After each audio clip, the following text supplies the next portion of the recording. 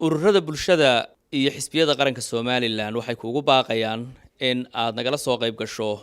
banaanbax weyn oo ah dhoolatus lagu muujinayo qarannimada Somaliland iyo aqoonsiga oo ka dhici doona guriga baarlamaanka Ingiriiska ee magaalada London Westminster hortiisa maalinta ay tahay bishu 18 oo ku beegan maalin Arbacaa saacadu markay tahay 12 duhurnimo ilaa 5 galabnimo waxa uu banaanbaxan weyni ku saabsan yahay muujinta qadiyadda aqoonsiga Somaliland iyo in aynu wax ka xusno guulihii iyo